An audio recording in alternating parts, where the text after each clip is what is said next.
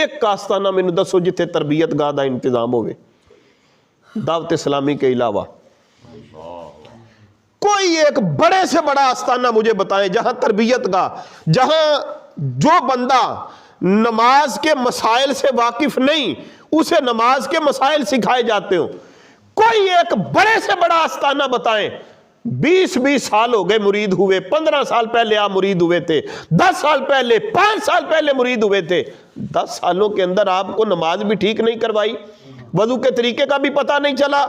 جیسے آپ تھے بدھو کے بدھو، 10 سال مرید ہونے کے بعد بھی ویسے ہی رہے. تو میں تو ہاتھ جوڑ کے کہتا ہوں خدا کے لیے ہاتھ جان چھڑائیں ایسے پیروں سے.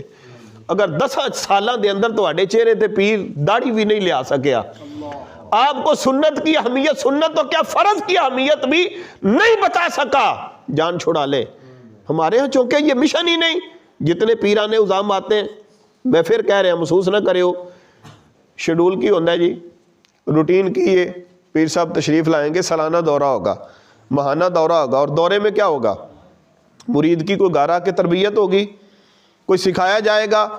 مرید کے بچوں کی تربیت کچھ بھی نہیں.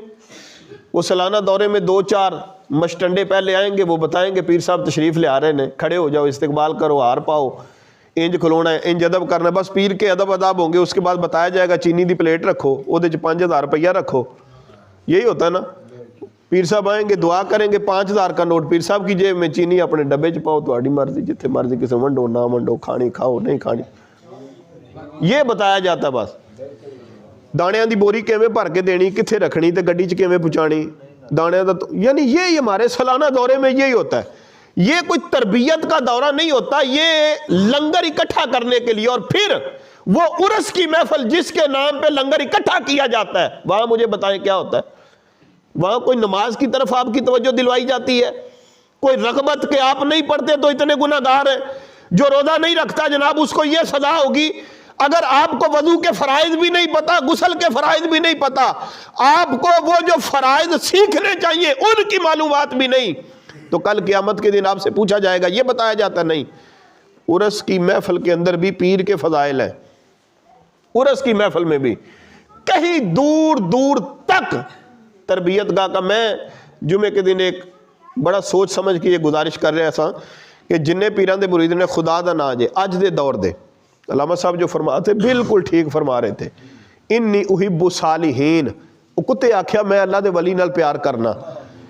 ولی نال پیار کرے تے کتا بخشیا جاوے تے بندے نو بھی بخشیا جانا چاہیے نا. لیکن میں کہتا ہوں اس سے پہلے یہ بتائیں کہ ولی ہوتا کون ہے، اس کی علامتیں کیا ہیں. اور آج کے دور کے 100 بندے جو ولایت کے بڑے بڑے دعوے دار ہیں ان کو اکٹھا کریں، کوئی ایک مجھے ڈھونڈ کے نکال دینا، خدا کی قسم اس کے پاؤں دھو کے پینے کے لیے میں تیار ہوں.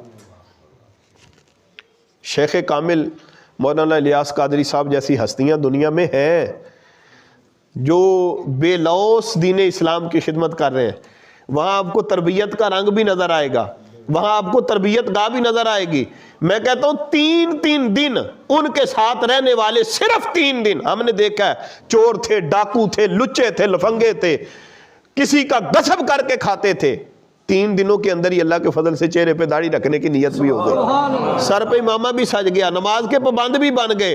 پھر انہوں نے ایک قافلے کا سسٹم شروع کیا، اس قافلے کے اندر لوگوں کو نماز کے مسائل بھی سکھائے، بتایا، وضو، غسل، کفن، دفن صرف بتایا نہیں.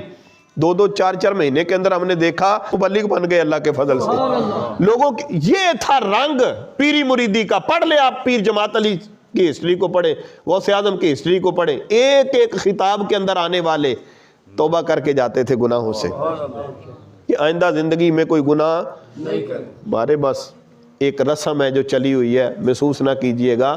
لیکن تھوڑا تھوڑا نا اس طرف بھی آئیں.